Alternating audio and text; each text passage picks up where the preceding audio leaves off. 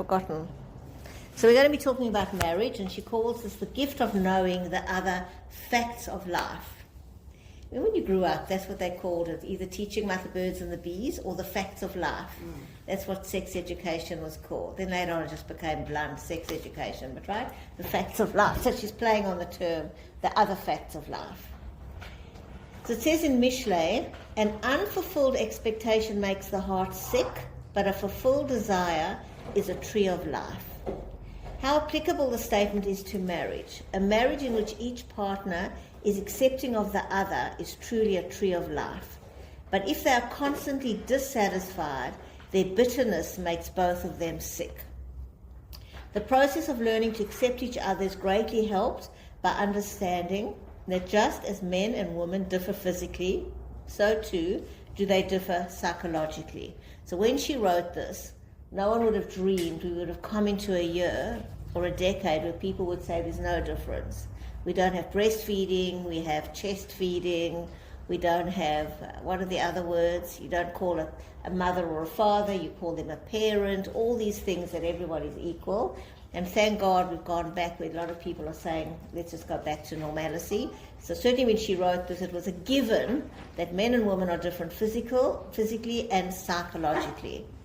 Unfortunately, men and women marry with the belief that deep down the other person is just like them, with similar thoughts, emotions, and needs, and hence they expect that marriage will be harmonious until the end. So until you actually married, you do think you're very similar, and of course when you go through the phase, when you finish each other's sentences, you just think we understand each other so well. He knows what I'm going to say before I say it, he buys what I need before I even ask. You think it's always going to be like that, right? And then sooner or later the differences emerge. Now the fact is we may have similar needs, but not in the same order of priority. Men and women have conflicting needs within them. Both want closeness and security versus independence, control, and respect. But women tend to put the need for closeness first, while men tend to value independence and control more, which puts their priorities in direct conflict with women's priorities. So when we're talking about control now, we're not talking about coercive control, which has become a very popular term. We're talking about when you ask your husband to take out the garbage, will say later, because he wants to feel I'm independent and I'll choose when I want to take out the garbage. He's not trying to control you, so I just want to make that very clear. But men want to do it in their own time, and this is a very common universal thing because it's about a sense of mastery and independence. They don't want to be told what to do. Whereas we will do things for closeness. We don't like conflict, and if you ask me to do something, and I'll do it straight away because I want to feel close to you. Now, in former times, women usually lived with an extended family around a courtyard. Many of the activities were done with other women, such as cooking in a communal oven and washing their clothes near the communal well. Bobs, would you mind closing the door? In almost continuous contact with other women with whom they were able to share their joys and woes. And this is one of the things that we lost with nuclear families, because suddenly you had a woman. So let's just make a hypothetical, a young girl leaves home and she goes to university in a different state, in a different country, and then she marries somebody there and she's got no support, and then they have a baby together and she's expecting her husband to give all the support. Whereas in the old days, whenever that was, what they're saying in communities, it's not bothering me, is it bothering you? Okay, thanks. What they're talking about, you had all these other women, mothers, sisters, cousins, aunties, who were all there while you had your baby. It wasn't all on the husband to give you the support that you wanted. What is it? So do you want to switch it around? It's more difficult for me to hear you. Okay, now fair enough. I didn't realize. I thought it was building or something. It only just started to make that noise. When I close the door. Okay, So thanks. it's obviously like a... Okay. The courtyard lifestyle fit women's emotional needs for sustained personal contact so well. So that's why I like a group like this, which often people say, I wish my husbands would have a group like this, but men wouldn't enjoy sitting around this kind of thing. They can go and watch the soccer together, and sit parallel and watch the soccer and rib each other about the But team. men discuss differently to women Yeah. also. You know, I was listening to, I wish I could remember what the podcast was. Mm. And the guy was saying men discuss differently to women because men are quite happy to talk about business and their issues there. Their deep and meaningfuls are different. Exactly. To our deep and meaningfuls. Exactly. But they get what they need out of those kind of That's right. conversations. We like those really intimate, personal sharing Yeah, to fulfill our needs. yeah. So it's not right or wrong, it's just different core needs Correct, and values. correct. And I always used to say, like, if you'd go out with a group of couples, sooner or later the women are sitting here and the men are sitting there, and the women are saying, oh, my son's been diagnosed with ADHD, and you know, good psychologist, and I'm struggling, and the men are talking about business or the soccer scores. And that's what I'm saying, it's a different thing. And so the communal living suited women. In today's society, few women have the ongoing emotional closeness which they crave. Men, on the other hand, have not changed their tradition of leaving the home to go to work. Their contact with others always tended to be brief and impersonal, often involving giving or taking orders, exchanging facts, or making business transactions. And what's also become more complicated now is the number of people who work from home, a number of men who work from home. So besides the conflict it's causing in couples who are around each other all the time, they don't have, the men aren't getting their communal business contacts in the way that they did. And then we also put a lot of pressure on our husbands to then fulfill those needs. So that's the point of this. 100, that is exactly the point. He's everything to us. He gets home from work if we go, and all we want to do is talk to him, and he doesn't want to. It's not what he wants. And that's what you're saying. When before you were surrounded by other women, you weren't expecting your husband to do it all. Hello, good morning. Nowadays, women who still have their courtyard needs are often isolated in their homes and lonely most of the day. So we're saying this, so they turn to their husbands for closeness and communication, which they formerly would have got from other women. Not only does emotional closeness often threaten men's freedom, but few men have the same intense need for sustained emotional intimacy that most women have. So we're talking about marriage today. All the solutions, but we all veterans here, thank God. When men and women feel that their expectations aren't being fulfilled, they tend to think that their partner is deliberately trying to hurt them or spitefully withholding what would satisfy them. Thinking if he really loved me, he'd be what I want. And we become angry and withdrawn. Every time we get upset, we blame each other, assuming, this is proof he doesn't love or respect me. And this can take many years to actually change. So there is a beautiful thing that Rabbi Ginsburg talks about. He says that there's a famous little posuk in the Torah in Bereshit that says God created Chava, and she was a helpmate, Eza Kenegdo Law. She became a helpmate to Adam. And most people interpret that to mean that the simple is she was her helpmate, but Kenegdo means opposite him, and that if a man behaves correctly, she will support him, but she is his mirror. So when our husbands behave badly, it's the woman that says, step up, do it differently, corrects him. She is his mirror.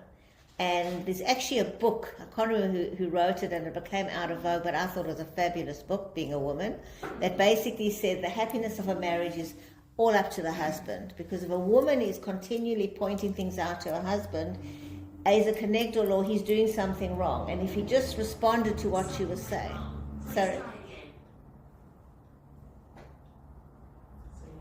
Sorry? My phone.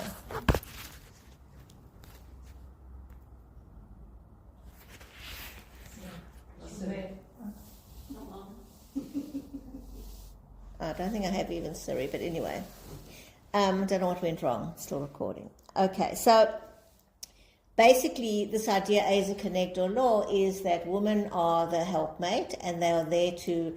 So if a husband understands that and the wife says, go and talk to your child, they need to be spoken to, or call your mother, or all the things we do, right?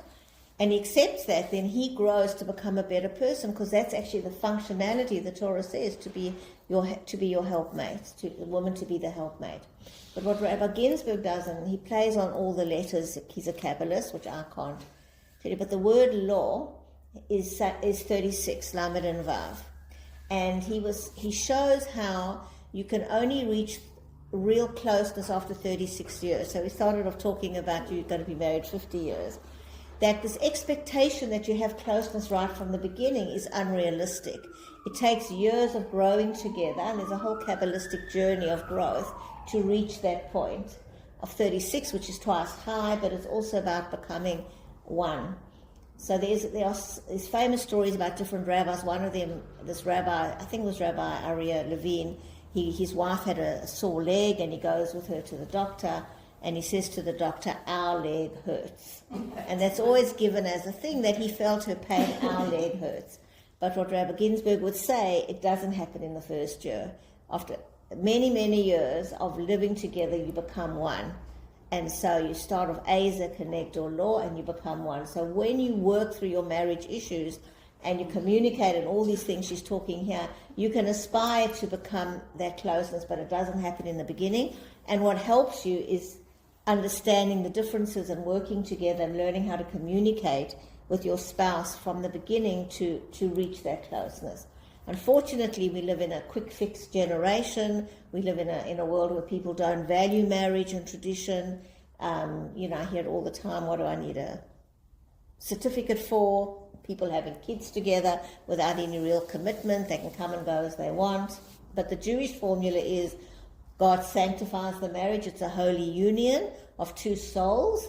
The souls have a purpose. It's the wife's role to nag and nudge and criticize her husband. I'm only joking, but to guide them, to be the mirror.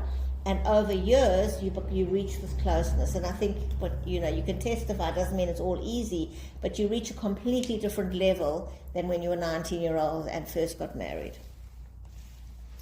The truth is that men and women often love differently and want to be shown love in different ways. The difference is, this is how old-fashioned this is, the difference is compactly expressed by Byron, a famous English poet who wrote, "Man's love is a man's life, a thing apart. 'Tis woman's whole existence." And this is actually a very Jewish idea. Rabbi Moss talks about it, that as women we immerse ourselves. He gave this example once where a couple were getting married. And he said, what does a woman do before the chuppah? She goes to the mikveh. She immerses herself in spirituality. And she wants to learn about marriage, and she wants to be totally involved. And he says that men, they have an aliyah, they go up. They actually elevate themselves, but it's not an immersion, it's a very different experience. So he says even how a couple prepare shows their difference. So we will tend to immerse ourselves, and we immerse ourselves in our marriages and our love, but to a man, he's got to learn how to do that. It's not a natural tendency. He's actually got to learn how to do that.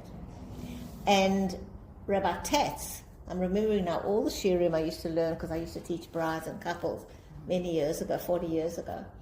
Rabbi Tatz had a fantastic shiur on marriage, and he basically said that men are not geared for monogamy. He said, if you asked a man, what is your greatest fantasy? And I always related this to a member of our family. It would be to have a girl in every port. To be a Don Juan. I've got a girl in every port, and I'm sowing my seeds, and I'm free, and no one tells me what to do. That's their fantasy. But they get married, the ones that are traditional and understand. And how Rabbi Tatz explained it is that you never really have anything. Let's say you're a 50-year-old and you've got all these girlfriends, but you've actually got nothing to show for it. So when a man decides to be monogamous, it actually goes against his grain, but he'll have something to show for it. So he marries this one woman, and everything is sown in that marriage. But at 50, he could have children and grandchildren and a home, and he's a macha, and he's a balabos, and he's got something to show for it. And he says that's the thing. It goes against a man's grain, but if he understands or he's taught that there's something, you're going to get something out of it. But it doesn't go easily. And that is why the Torah actually obligates a man. It's a mitzvah on a man to be puravu, to have children and to get married. It's obviously given, whereas it's not a mitzvah on women, because we naturally want to immerse ourselves. We naturally want love and connection. Most women want children and love and connection. But for men, it's a mitzvah. They're told, go out, get married, have children, and when they're 50, they go, now I get it. Now I get it. So actually, I'm just going to digress here about, I learned a beautiful thing this week, and last week's parsha was Lech Lecha. And Rabbi Jacobson was talking about, so we know this parsha, Hashem says to Abraham, Lech Lecha, which means go to yourself. And it's an interesting parsha. I love this, Bereshis, because it's all about people and you can just learn so much. And he tells him, leave your land, leave your society, and leave your father's house, and go to the land that I will show you. And there are lots of different interpretations. When I emigrated, people told me, when you move countries, you lose everything. You lose your name. People don't know who you are. You often lose money and your property, and you've got to get known. And that, always brings me back to my story where I was going to go and sell shoes at Grace Brothers. And I could have. No one would have known who I was, and no one would have known that I had a different profession. I could have gone and sold shoes. But luckily someone knew who I was and said, no, you can't do that. That's not who you are. But when you're in a new country, you lose your name. No one knows who you are, and you lose all the things that you were, and you've got to rebuild yourself. It's quite interesting. I studied at a mature age college counseling, and one of the subjects was grief counseling, and I actually wrote an essay on immigration and the grief, the loss of identity, the loss, that it is almost like a death, and you go through a real grieving process. Interesting. When you immigrate. It's true. So what Rabbi Jacobson was saying this week, he was saying how when a Jew is an atheist, they let you know. It's not just, the non-Jew is an atheist, he might tell you, he might not, it's not a thing. But a Jew, it's a religion. He says they almost make a religion out of it. They are the best atheists. They are, and they will let you know, right? I don't believe, or I'm not religious. People always tell me, I just want you to know, I'm not religious. I'm not going to ever order, I don't want to come to a shir, I don't want to wear a shaitel, that's not who I am, I don't believe it's like a thing. And he says it's because it's so ingrained in us to be spiritual, we've got to fight for it to prove that we're not. And he says that there are 3 Jewish atheists that impacted the world in incredible ways. Listen to how, and he quotes Jonathan Sachs. The first one is Marx, right? Marx is all about capitalism and communism, but capitalism. It's about the earth, leave your land. It's about property. Who owns property, who doesn't own property? And Marx's whole thing is the rich exploit the poor, and it's about land and money. The second one is Spinoza. And Spinoza is all about genetics and predetermination, and that's the second one. Leave your society, or leave who made you what you are. And the third one is Freud. Freud is it all comes from your past, your mother and your father. The Oedipal thing, your father. Hashem says, leave your land, leave your society, and leave your parents, in the sense of break free of them. You are not predetermined by any of those things. And he was saying, like, for example, often people, if you have money or not have money, it can determine how you live your life. People behave very differently when they have it, and they feel differently about themselves. And the idea is, from a Torah point of view, we all have exactly the same worth. We also believe that you might have genetics. Of course, Hashem puts you in certain ways, in certain bodies, but that doesn't predetermine your future. So you have people who might have a disability. I look at people who, and they don't let that define who they're going to be, right? They don't say, well, now this is who I am and I'm done. They will integrate themselves or do things, and we all can do that in different ways. And the same thing, analysis says psychic determination. Everything you do is your unconscious, you have no choice. And Torah says that's not true. You can change, you can rethink things, and you can be different. So it's a fascinating thing that those were all 3 Jewish atheists, and he linked it to the parasha. So he says, so what Hashem says is, leave that all behind, nothing is predetermined, and come on my journey. And Abraham says, where? And he says, I will show you. He doesn't say, we are going on the GPS to northeast 45. He doesn't tell them where we're going. He just says, just come with me. And that's what it is. Hashem takes us on a journey. We don't have to be locked into who we were. Yeah. But at the end of the day, that's where trust comes in, that we trust Hashem to take us on this journey. And often we think our life's going to go this way. We're always going to be in South Africa and living there, and then we suddenly find we're in Australia and we have to adapt. Or we think Australia is always going to be safe, and then we need to make aliyah. Whatever it is, you think your life's going to be that, but it isn't. But Hashem takes us on that journey. So I thought that was fascinating. And then he said something so beautiful. He said, so when we say the Shema, we close our eyes and we cover our eyes, because the idea is not to limit ourselves. But he said Shema is made up of shh. Still all those voices. My dad said this, I've got to have money, all the things that bother you. Shh. And then when you open up to what Hashem is showing you, oh, that's interesting, there's another way. And then, that makes sense. Shema. Say, when I talk about these men, they don't really want to get married in their heart. There's still other pretty women out there, but they do. And when they turn 50, it's, I listen to Hashem, I followed that mitzvah. That was interesting. And at 50, I go, now I have a life. But as a psychologist, which is your profession, do you really not think that we are not affected and whatever by our background and our parents and the Holocaust and the whole 100%. Well, but we don't have to be limited by it.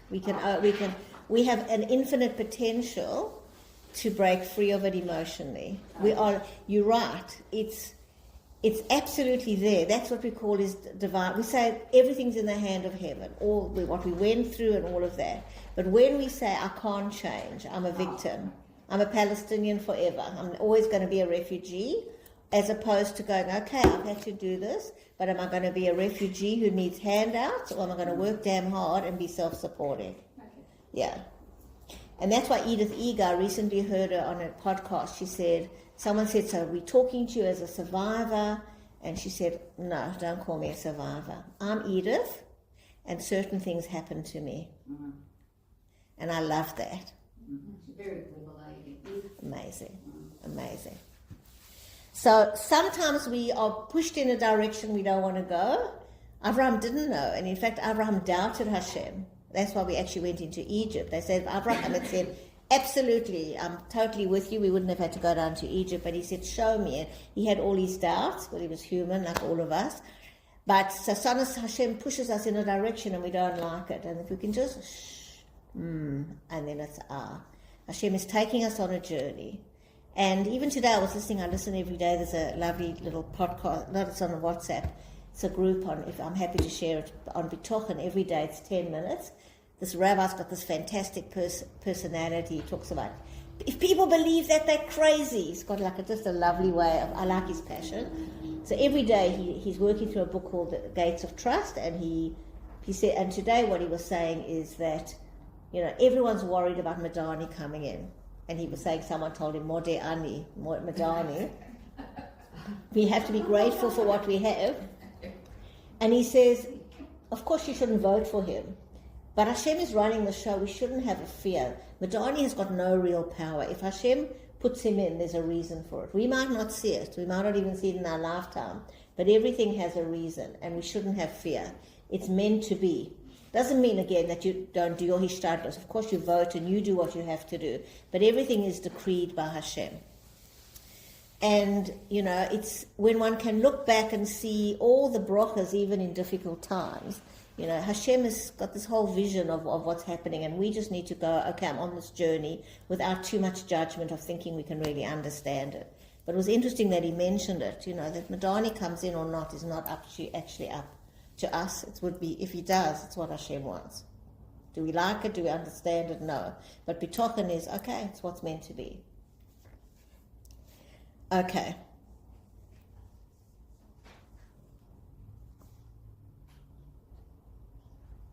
I'm trying to see if this is relevant. Okay, understanding the differences. So, again, we might all be veterans and understand, but it's always good to be reminded, because the same things irritate us year after year. And that's something else that I often share, that when I was much, much younger, probably I'd been married maybe under 10 years, and I saw an older couple. And I don't often want to laugh in a session. In fact, maybe it's one of the only times, but it was so funny because they'd been married for 40 years and they were arguing about how they drive. And I was laughing because, of course, Les and I argue about how we drive. So she said, which is something that I used to get upset with, is if they were driving down on the highway or something, and there was a little gap in front of them, and somebody wanted to get in the gap, the husband would accelerate so they couldn't get in the gap, right? And she said, why do you have to accelerate? Just keep going, and so what if they get in? And he, being a man, no, he's competitive, no one's going to get in the gap, right? And that's what I thought it was so funny because I could relate to that. And the second one was, he said she wasn't a good parker, right? Remember, it used to be a joke that women can't park. They don't anymore, but that used to be the thing. And so what he did was he used to put a vase with water in on the dashboard to show her how jerky her parking was. And I remember sitting there thinking, well, I certainly hope by the time I'm married for 40 years, we're not arguing about the same things, but we are. So maybe this will still help us, even though we've been married a long time, that there are differences, and maybe it will help us give up the things that I've been arguing about for the last 40 years. So what do you do when your husband's got a Tesla that now drives itself? So he's downloaded, he's obsessed with these Teslas. This is the greatest thing. Yeah. So he's downloaded something which is now available. And it literally drives, the car drives itself. And So- I've just got to sit there. So doesn't that remove the argument because you can't blame him anymore? Yeah, so it's like Maybe it's good for peaceful. marriage, yeah. Got to find a new argument. Yes, got a new It's like when I trained, we used to talk about arguing about, generally the husband would leave the little cap off the toothpaste. That was like a big argument. Why don't you put the cap back on the toothpaste? And then someone invented a little thing that you can't lose the cap. So that was one argument gone. So now the Tesla's removing out. Good for the marriage. They should advertise it. That is so funny. And it parks itself. Yeah, Oh, yeah. it's scary stuff. Wow. So she's talking about there's a survival value in man being less responsive and less receptive, while there's a survival value in women being more responsive and more receptive. However, as they get older, many men and women achieve a better balance between these two opposite poles, which enables them to live in greater harmony. So even this example about the car, it's an aggressive thing. No one's going to get in front of me, right? Men tend to be more like that. And I'm reading this a little bit with a sort of a different, because I think some of this has really changed. Men talk more about feelings and are more emotional. But it also brings up for me, and I don't have answers, but something to think about the need. There are people who are talking about the need for boys learning how to be boys, because men are hormonally different, but they're not encouraged to express that, and they're encouraged to do female kind of communication. It has led to a lot of confusion. It's one of the things that made Jordan Peterson famous, is he spoke to young men on campus, like 19-year-olds, and he got that they are very frustrated because they're not allowed. Society, we don't allow boys to be rough and tumble like they used to be. I'm not saying it's more complicated than that. So I'm going to read what she says, but I actually do think it's a little bit different. But in general, men are more aggressive than women. Boys tend to play more aggressively, spend more time engaging in mock combat and competitive activities, and enjoy using warlike instruments.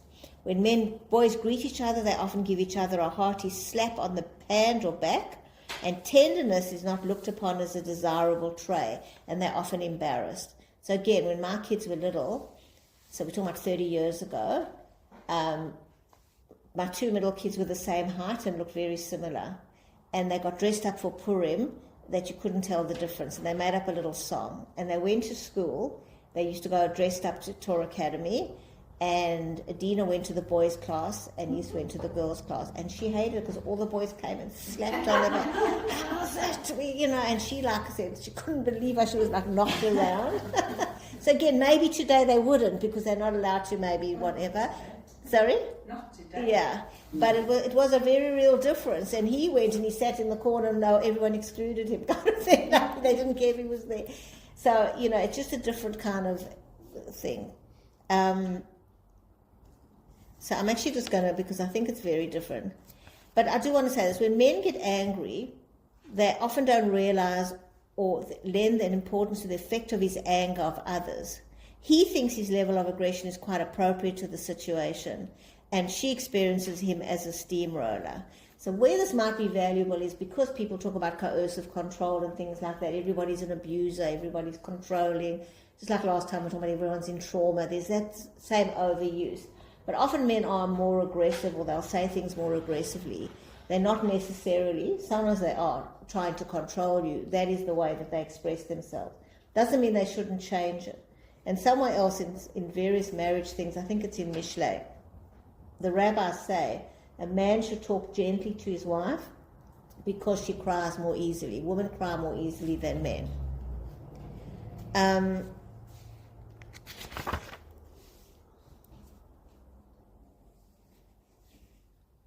So basically what she's saying is not that men shouldn't change, but you often have less pain if you remember that their anger or their quick to anger or the way they behave is not necessarily rejecting you. It's part of the way that they do it. So often you see it in parenting as well. Again, I'm thinking you don't see it as much, but again, in the older days, if a child was being difficult, a man's way would often be, I just should give him a clap kind of thing, and whereas the woman would want to talk it through. So it's very difficult. So men have a stronger need to feel superior, powerful, and in control. And Jordan Peterson talks about this. He says women don't have this need. He has a whole thing, not everyone agrees with him, but I actually do, that he doesn't accept literally that there's a glass ceiling. He says if women want to reach the top, and we see it now, there are women in top corporate jobs, they can, because big companies will invest in talent. So he was talking particularly like something like Price Waterhouse or anywhere. We've got here Energy Australia. Bunnings now has a woman CEO. If you want to be the CEO of Bunnings, you can. And they will pay for you to have a nanny, and they will give you whatever you need. You can be the Prime Minister of New Zealand if you want. There's nothing actually stopping you. He says there isn't really a glass ceiling. It's that women are sensible. They don't want that lifestyle. And that is why only 15% of women, or 15% of boards, I think that Sheryl Sandberg has it in her book Lean In, and it's probably changed a little bit, but only 15% of boards in the world have women on it. And she's trying to say lean in and take the jobs. Jordan Peterson says women don't want the jobs. They don't want to work for Price Waterhouse 80 hours a week. They want a lifestyle. They want a family. They want to be with their children. So when people say it's a society, he's saying no, in the Western society women can do whatever they want. It's that we are too sensible. And what I would say here is it's not what we really want, because it's also very aggressive. When you want to be a CEO, you've actually got to be very aggressive. You've got to be able to hire and fire. You've got to be able to cut costs. You answer to the board. It's a very different set of personality traits. And women, it's not really our comfort zone. For some people it is, and that's great, and they should do it. All for gender equality. But really, it's not really our comfort zone. So it's kind of gone a 360. Like women wanted it, and now they're saying actually... I think they still want it in principle, but in actuality, when they're in the workforce, they don't really want it. So maybe they want it, but with some limitations that is not unreasonable expectations of them. I think it's like you don't want society to say you can't. I think that's what people have fought against. No one should tell me I've got to earn less, and no one should tell me I can't be the CEO of Bunnings. But when I'm actually in it, I don't really want it. So I'll give you an example. I have a woman, she's an Asian patient, who works for a project management company. I have quite a few people in the building industry. It's a very stressful industry. It's unbelievable. So if you think about, so what she does is she manages what they call all the stakeholders. You've got the developer, you've got the builder, you've got the banker, you've got all the different people, and they pull together a construction site. It's a massive undertaking. And all the safety and the council and you negotiating meeting. And so she was in this role and she really liked it, but she was working, like she had 15 projects on. She came to me at the stress level. She was working 18 hours a day. And you can't not work, because if the building fails in some way or you've got a stakeholder or a bank. So she was working at this incredible, incredible level. And she then got an opportunity, but her interest is in design, and which is creative, which is interesting. And she got an opportunity to go into a much higher management level where she would be managing a whole lot of. And she did it for 1 or 2 days, and she said, I actually hate it. She's only one person, I know it's anecdotal, but I've heard this many times, and I think the stats bear it out. She didn't want to hire and fire people. She didn't want to keep going, I've got to measure your performance. So they made her, because she's so good, a design role where she only has a few projects and she does more of the creative stuff. Then she has a baby a year ago, right? Now her maternity level is coming to an end. She doesn't want to go back. She says, my child needs me. I want to be a good mom. I want to get a 9-to-5 job. I want to work. I don't want the responsibility. I don't want the banks calling me. I don't want... Now, as I say, I've heard so many, and this is what Jordan Peterson says. These girls get to a certain point. Sheryl Sandberg says, lean in. She says, take the role. But people don't. Not because they can't. Women intuitively don't want to do it. We intuitively want to immerse ourselves in our home. We're happy to work and get paid well, but we want to come home at the end of the day and be with our families. The majority of people do. So I'm not saying there aren't 15% and they should go for it. I have no problem with it. But understanding your natural way and to fulfill that is more important than trying to fit into some societal norm of burnout, anxiety, stress, answering to people, getting hired and fired. It's not easy. And there's also statistics that many big CEOs are psychopaths. That in order to run those things, Alan Joyce is an example given. If you're not a psychopath, a sociopath, I'm not deliberately, I'm not diagnosing him, but I watched him when he grounded Qantas years ago. He did not care that thousands of people all over the world were stuck at airports for 3 days. He did not care that all the Qantas employees, majority, lost their jobs. He shut down the whole of Qantas, and I was watching him on TV going, oh my God, he does not give a damn. And you just saw Heathrow, everyone, thousands of people stranded. No, we've got the figures, I'm answerable to the board. A non-psychopath can't do that. A person with feelings just can't do that. So in theory, it's all nice, but it's about being true to yourself. And women and men tend to be different, and that is why most men are in those positions. Most people are men. They're more combative, aggressive. They like to think in hierarchies. We are more, horizontal. Okay.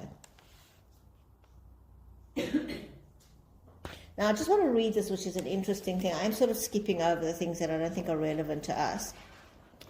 But she talks about men needing status. And it is an interesting thing. Rabbi Moss once spoke about how, we cook every day, let's say. I know I'm stereotyping, so I'm sure people will be...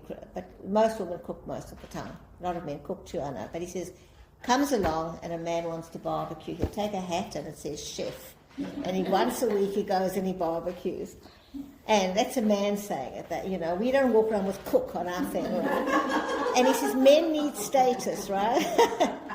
And he says that the reason, and she says, is because they are actually more vulnerable and dependent on their wives than they want to acknowledge. The average man does not share his feelings with anyone other than his wife. She is the sole source of his emotional support. To keep from having to face their vulnerability, men tend to deny their fears of rejection and abandonment. A man may tell his wife that he does not want her to go to work, that he objects to her talking on the phone to a friend, or he doesn't want her to be away from the house for too long. He may put obstacles in his way, but he does not want to let her see that he is dependent on her. So it's more unlikely for him to say, I feel lonely when you're not here, please don't go. He'll say, you've been to your mother enough, stay home, right? But to really understand that men are very, very dependent on their wives. And that's the whole, we see from the original, if you want to call it, the sin of Chava, where there was only two people. There was Adam and Chava in the Garden of Eden, right? She had eaten from the fruit and she knew she was going to die. And she didn't want to die alone. So she went up to him and she said, listen, honey, there's only me and you, and I'm going to die, and you're going to be all alone in this world with nobody. So if we're going to stay together, you also need to eat from the fruit. And it's one of the explanations that why women then had pain in childbirth and so on. One of the curses is because we manipulated and used her man's dependency on her to get what she wanted. But that truth still exists. Men are completely dependent on their wives, but they cover it up by being all assertive. And we have a choice. We can knock them down, or we can actually boost them as a kindness to actually go, it's okay, you can be the chef. You can cook the one piece of meat and feel good. I don't need that, and it's fine. Rather than go, who do you think you are? I did everything. Just to be aware that they actually have the need. But if you have a look, you'll see how dependent your husband really is on you. But he can't often tell you in words. And we can use or misuse that power. That's why it's quite interesting that men who lose their wives or get divorced, it's always like, wow, they've moved on to another woman quite quickly. Yeah. The woman can stay on Correct. their own for much longer, Correct. quite happily at times. Correct. Where men within no time have moved on to another woman. Yeah. Even the other day I saw, and obviously I'm happy for him, that Eddie Sharabi now has a new partner. And I was like, Well, is it clear that you said it that at a funeral when a man's burying his wife, the woman looked down into the grave and are sad for the departed woman, whereas the man is looking around to see. I wouldn't have said that, but yeah. But that's Yeah, That's the a man reality. needs a woman. He definitely doesn't feel complete without that. Yeah, it's we are much more complete because we were actually created closer to sunset. So we actually more complete. We're closer to Hashem. We also have the capacity to give birth. In that way, we can also create. We're actually closer and more spiritual than men are, so we feel more full. But it's absolutely right. But I just want to end by saying this, that understanding these differences like these particular things is we don't have to be combative. We don't have to fight about how they drive. We need to think about a different way to communicate. Because when we become argumentative or giving orders and whatever, we are using more male communication. And the ability to be more ourselves and use female communication is actually much better. The idea of being equal is where there's actually been a problem. So many, many years ago as well, I heard once a Rebbitzin was talking about certain professions are not good for women. Again, now people would today say that's horrific. But from a Jewish point of view, we're talking probably 50 years ago, she said, someone asked about it was very rare in South Africa then for a woman to be a barrister. And she said, it's very combative. It's not a good profession. You can do it, again, you can do it, but it will change your personality. If every day you are winning and crushing people and looking for, you can do it, but it will change you. Whereas a woman going to nurturing professions, they're continuing to, and women naturally will be nurses and teachers and so on in the majority. So there are women barristers today. Apparently, all barristers have very high rates of divorce. Lots of people have lots of high rates of divorce, but it's very combative. So it's something to think about, your personality and where you fit and whether you want to develop those strategies. So if you're in a lot of conflict with people or with your spouse, to think about, am I using male communication? And let me find a different way, because that is not truly our strength. But when our husbands use that to actually go, okay, that's his male form of communication, let me see if I understand what he's really saying when he's saying, I don't want you to go to your mother again, you've been 3 times this week. He's really saying, he doesn't really mind if I go to my mother, he just is scared to say he's lonely. So I can choose to not say gently, I'm still going, or gently to say, would you like me to stay home? Okay, let's stay home and have a movie night. To understand it differently. That's really the aim of all of this. So we'll end there.